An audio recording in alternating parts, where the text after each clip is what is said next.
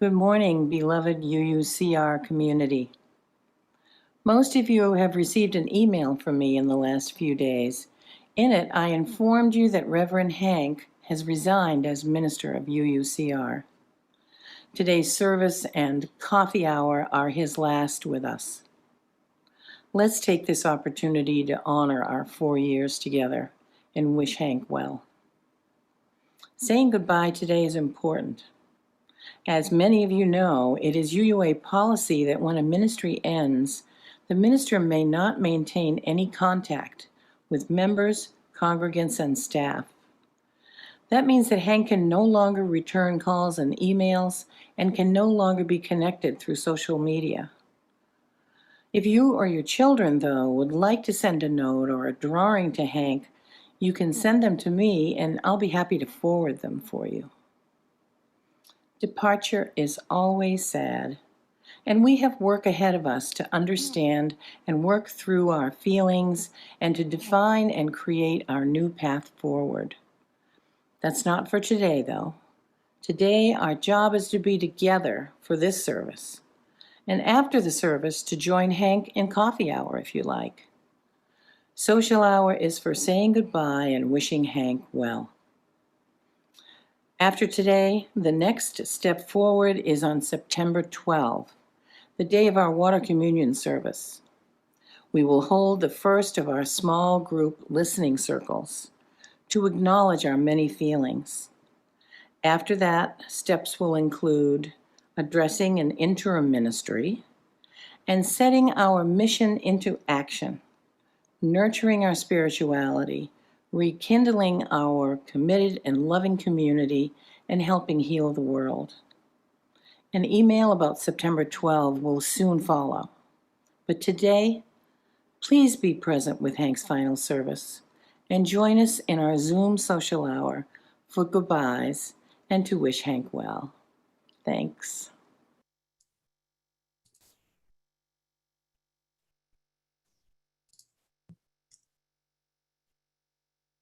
Good morning, everyone, and welcome. I'm Katie McQuaige-Lucas, and I am your ministerial intern here. My pronouns are she and hers. Come down off the ladder, wash out that paintbrush, shake the sand out of your shoes, get up off your muddy knees and give the garden a morning off. Fold up the newspaper, turn off the coffee pot, close up your calendar already filled with dates and times and people and places that claim you. This church is ready for you to create its spirit, to generate its warmth, to kindle its light. This church is ready for you to make community, to create beauty, to bend it toward justice, to serve its ideals. This church is ready for you to be here, honoring our past, invigorating our present, and dreaming our future. This is your church. Here we are home. Here we are whole. Let us begin. Please join me in the words we use to light our chalice every Sunday and in our children's affirmation. In the light of truth, the warmth of community, and the fire of commitment, we gather this day. May the flame we now kindle be to us a symbol of the holiness we seek.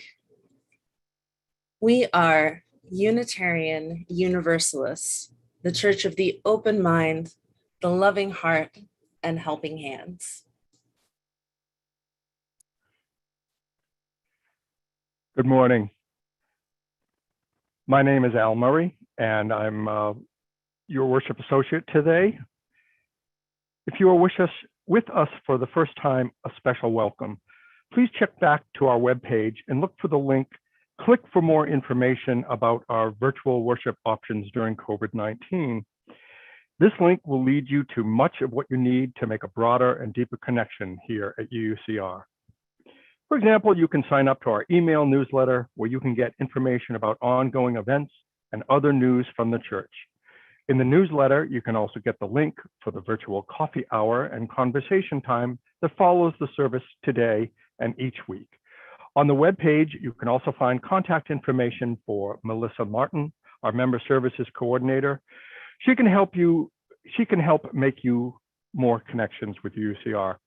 A quick side note, the chat has been disabled today on Zoom, and it is open on YouTube. However, we ask that you respect the day and be excellent with each other. Finally, I want to tell you something. You all are welcome here because we believe that you belong here. Maybe just for the next hour, but we hope for longer. You are welcome here, and we are glad you are here, just as we are glad to be together this morning. And now look to the chat for the words to our opening hymn, number 360. Here we have, hymn number 38, Morning Has Broken.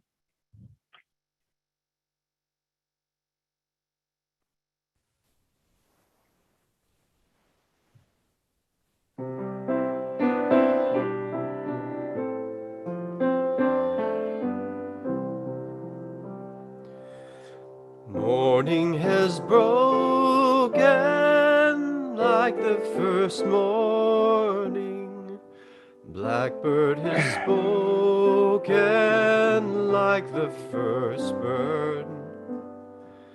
Praise for the singing, praise for the morning, praise for them springing fresh from the word.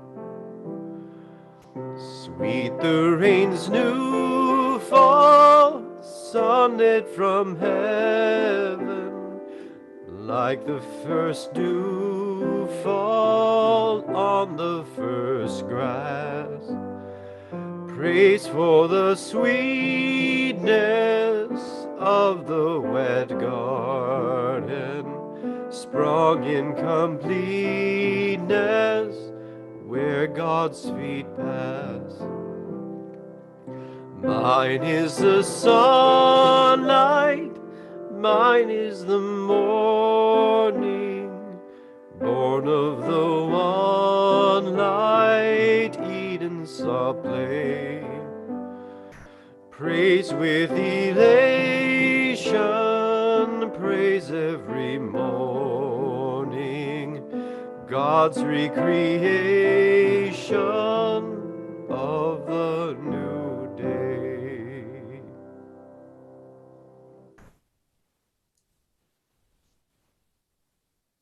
Our prayer this morning is from the Reverend Vanessa Southern. But before we enter her prayer, please take a moment to breathe with me in and out, and to be centered here together with one another. As we pray together this morning, please hold in your hearts the people of Afghanistan, the people of Louisiana as they look down the barrel of yet another storm. And please hold in your heart our own Mary Cunningham and her family this morning. Let us open our hearts in prayer. Thou, nameless one, so much undone, so much to do, so much to heal in us and the world, so much to acquire, a meal, a healthy body, a fit one, a lover, a job, a better job, proof of what we have and are enough just around the corner of now. And up against it, the reality of all that falls short and the limits of today. We honor the limits. If your body won't do what it used to, for right now, let it be enough. If your mind won't stop racing or can't think of the word, let it be enough. If you are here utterly alone and in despair, be all that here with us. If today you cannot sing because your throat hurts or you don't have the heart for music, be silent. When the offering comes and you don't have the money to give or the heart to give, let it go. The world won't stop spinning on her axis if you don't rise to all occasions today. Love won't cease to flow in your direction. Your heart won't stop beating. All hope won't be lost. You are part of the plan for this world's salvation. Of that, I have no doubt. The world needs its oceans of people striving to be good, to carry us to the shores of hope and wash fear from the beachheads and cleanse all wounds so they can heal. But oceans are big, and I'm sure there are parts that don't feel up to the task of the whole some days. Rest if you must, then, like the swimmer lying on her back who floats, or the hawk carried on cushions of air. Rest. Perhaps then you will feel in your bones, in your weary heart, the aching, healing sense that this is enough, even this, that we are enough. You are enough. Enough. For these and all the meditations of our hearts unspoken in this hour, I say Amen.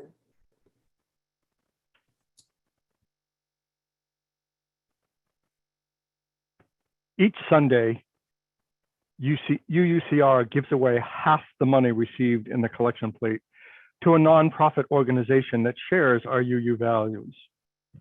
It's a simple yet powerful way for each of us to help heal the world by learning about and supporting the good works of charitable organizations and becoming more involved in our community. Our Share the Plate recipient for the month of August is Improbable Players. Improbable Players is a theater company founded in 1984 that is dedicated to the prevention of substance use disorder. All of their shows are based on true stories, and all of their actors are in long-term recovery from substance use disorder. Improbable Players' mission is to set the stage for prevention by educating the public about addiction and recovery through dramatic performances and theater workshops. Their performances are uniquely impactful because their actors have lived the stories they perform. Their workshops give students the space and tools to combat social pressures and find coping strategies that work for them. Improbable Players strives to be a model of diversity and inclusion. The board, staff, actors, and volunteers reflect the demographics of the communities they serve, which allow them to excel at communicating the effects of substance use disorder. Please give generously to our virtual Sunday Share the Plate offering to support the work of Improbable Players and the mission of UUCR.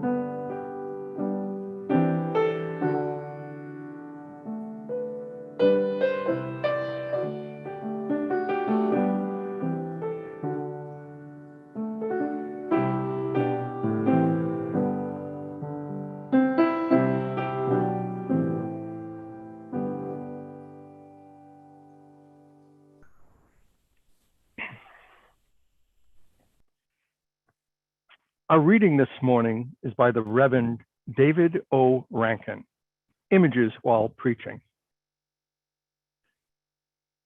I wonder if I can tell them anything, those people sitting in the pews, the doctor of 1,000 births, the refugee from Russia, the mother of a murdered child, the smart young lawyer and his wife, the driver of a bus, a prostitute reformed, the Black musician in the choir, a woman crushed by Auschwitz, the expert on astronomy, an author of a dozen books, the minister of 50 years, a friend of W.C. Fields, an extra in the opera, the politician in the schools, the victim of a rape, the mother of the handicapped, an artist of renown, the widow staring at a wall, spaced out hippie in the second row, the voice of old Ma Perkins, a soldier from a long lost war, an apostle of Cicero,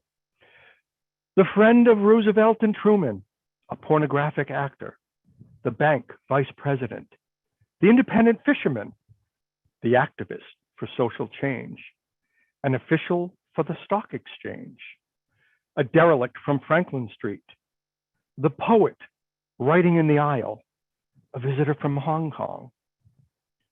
I wonder if I can tell them anything, those people sitting in the pews.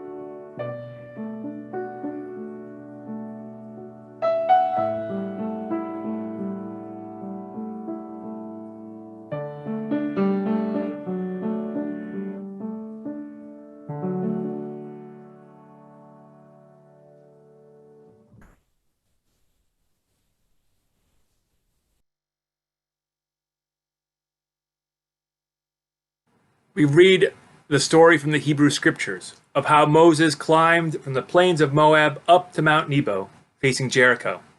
And God showed him all the land from Gilead to Dan, all of Naphtali, Ephraim, and Manasseh, all Judea reaching from the Mediterranean Sea, the Negev, and the plains which encircled Jericho, city of palms, as far south as Zoar. Then and there God said to him, "This is the land I promised to your ancestors, to Abraham, Isaac, and Jacob, with the words, I will give it to your descendants. I've let you see it with your own eyes. There it is. But you're not going in. Moses died there in the land of Moab. Moses, the servant of God, just as God said. And God buried him in the valley in the land of Moab. And no one knows his burial site to this very day. Moses was 120 years old when he died. His eyesight was still sharp, and he walked with a spring in his step. The people of Israel wept for Moses in the plains of Moab for 30 days. Then the days of weeping and mourning for Moses came to an end. Poor Moses. He dragged the Hebrew people, often kicking and screaming, out of Egypt, through the wilderness and to the doorsteps of Canaan. And yet he never got to put even one toe into the land that was promised. Well, just like the Rolling Stones sang, you can't always get what you want, but if you try some time, you find that you'll get what you need. So, on this fine Sunday morning, this very special episode of our Sunday service, is there some lesson for us to take? Is there some lesson from this ancient story for us today? Of course there is. Now, most of you are coming here today wanting answers to 3 questions. You're coming here today because you received the letter from the board and my letter of resignation. And so you come to the service this morning with 3 questions. Why am I leaving, and why am I leaving so soon? What is next for the church, and where is God in all of this? Well, the first one, why am I leaving? I'm leaving because it's time. You know, the crucible of the pandemic accelerated many things, including my time here with you. When ministers leave a congregation, the minister gets a rebirth and the energy that comes from having a new challenge. I'm not sure exactly where I'm going to quite yet, but there is many more years of ministry left in this old body. And when a minister leaves, our congregation gets a fresh perspective and a chance for true change that comes with new leadership.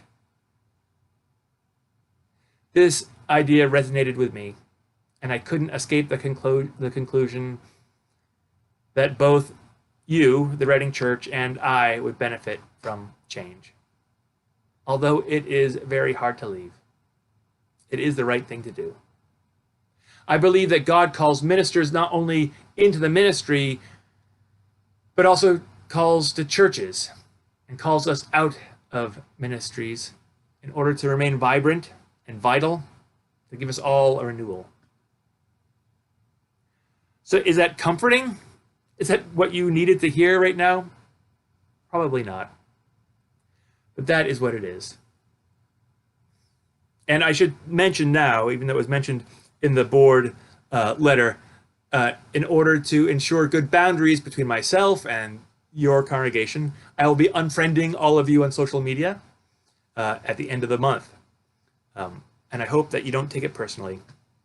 I do it in hopes that the ministry of the interim minister and your next settled minister will both be successes. That said, we will not be living that far from each other. We may see each other out in the streets, out with our kids, shopping, at protests. And when we see each other, that doesn't mean we can't say hi. We can't ask how each other are. We just can't talk about church.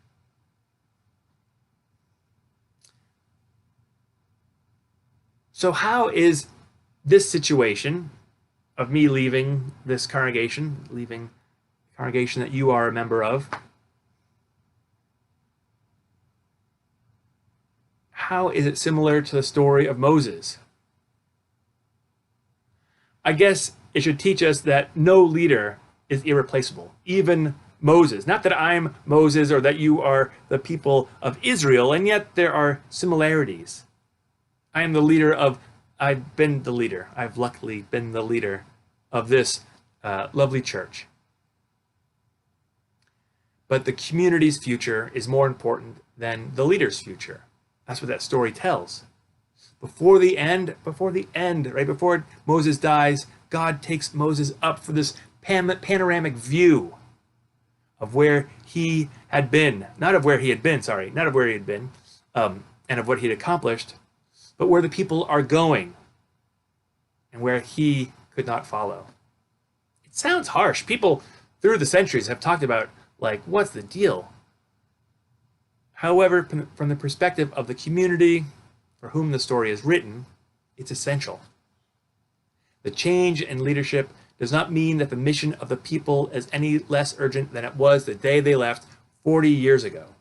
They left Egypt. And then Moses died, and the people grieved for 30 days, but then it was time to move on. I'm not saying don't be sad. I'm not saying don't miss me.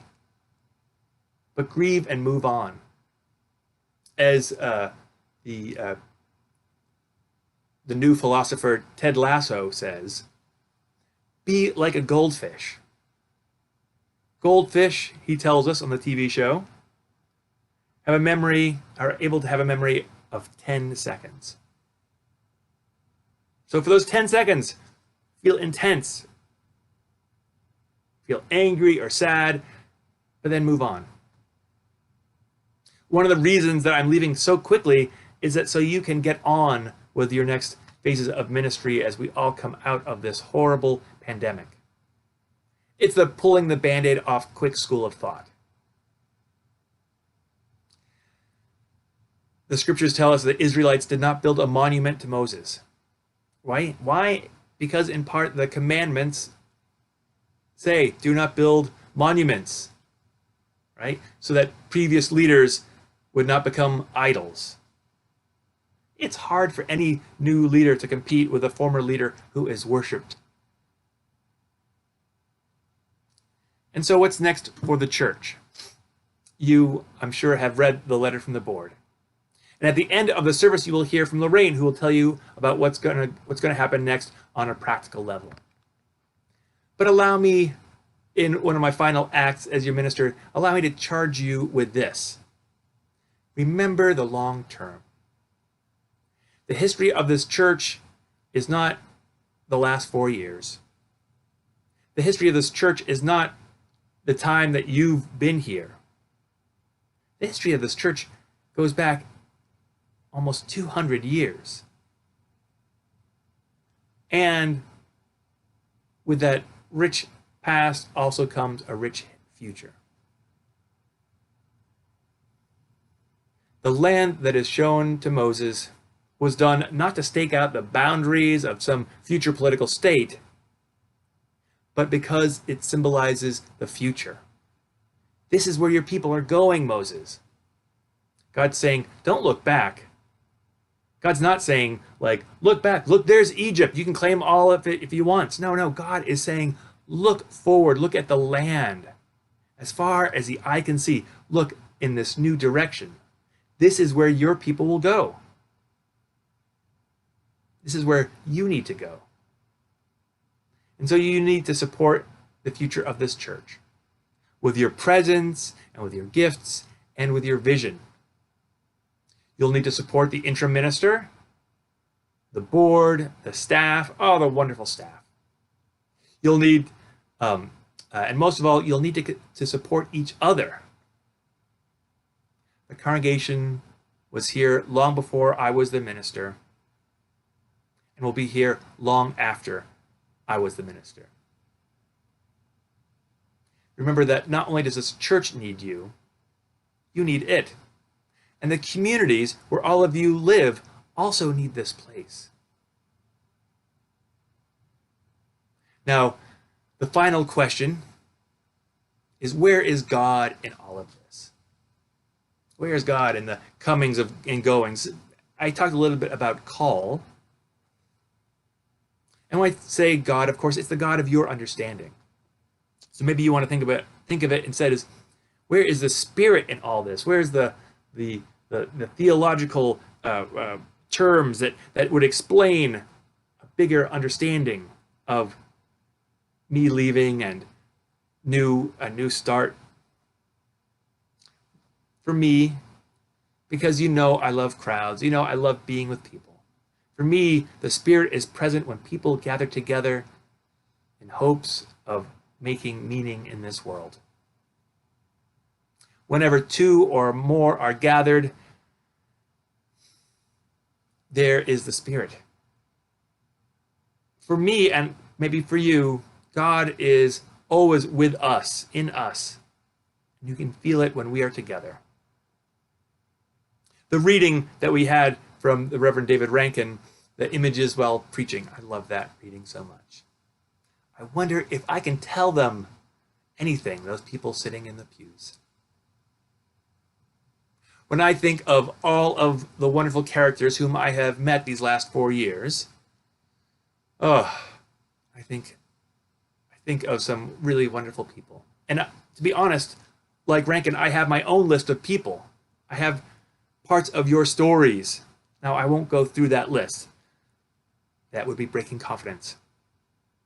But I am so grateful for all of you and for your willingness to share your lives with me. One of the things that you get when you get a new minister is someone who doesn't know your story. And so you'll get to tell that person about who you are now.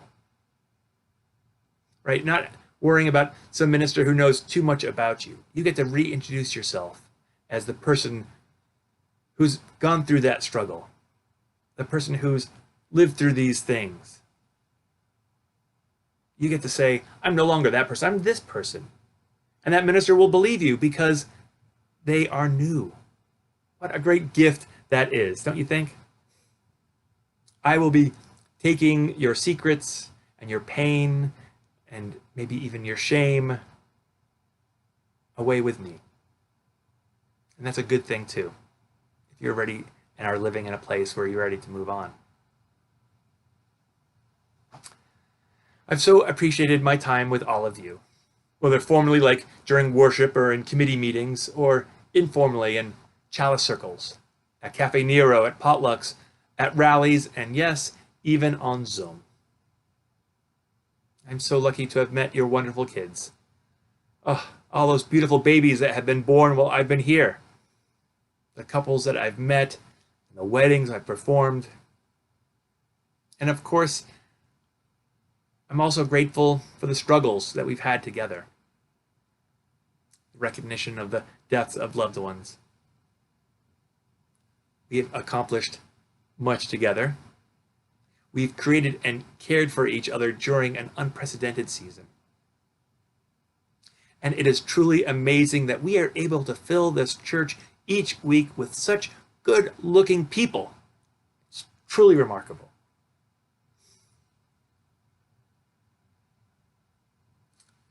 I am so grateful for the gift of being here, of having been called your minister.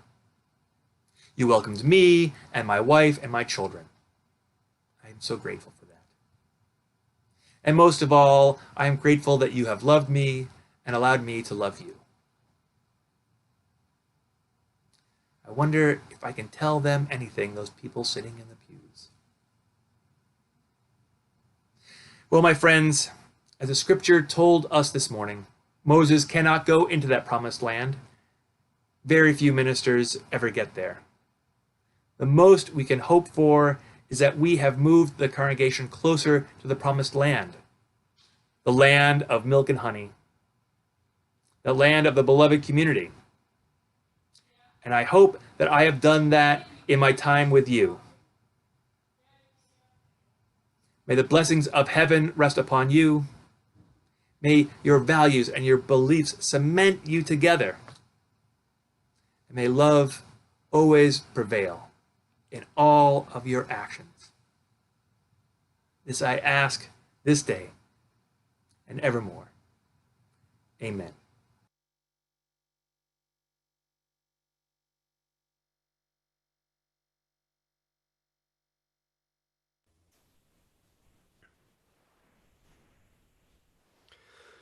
For our closing hymn, we have number 295, The words are in the chat.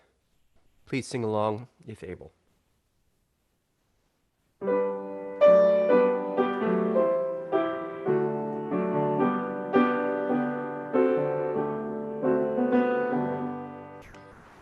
Sing out praises for the journey, pilgrims we who carry on, searchers in the soul's deep yearnings, like our forebears in their time.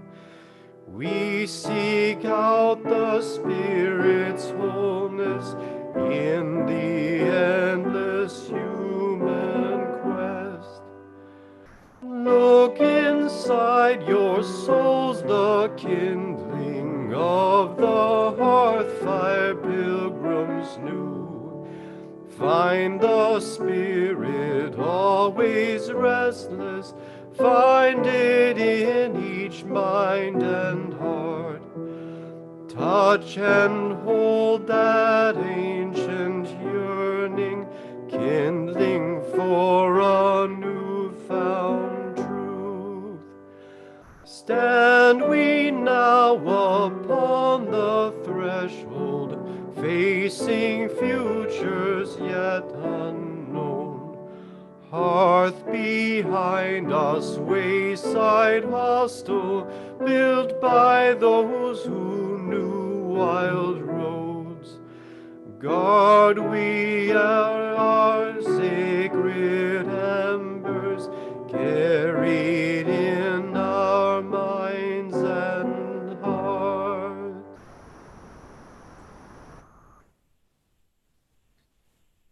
And now please join me in extinguishing our chalice, and the words are in the chat.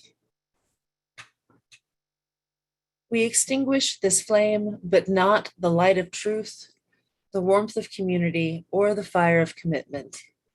These we carry in our hearts. For our benediction today, I offer In the Leaving by Jan Richardson. In the leaving, in the letting go, let there be this to hold on to at the last: the enduring of love, the persisting of hope, the remembering of joy, the offering of gratitude, the receiving of grace, the blessing of peace.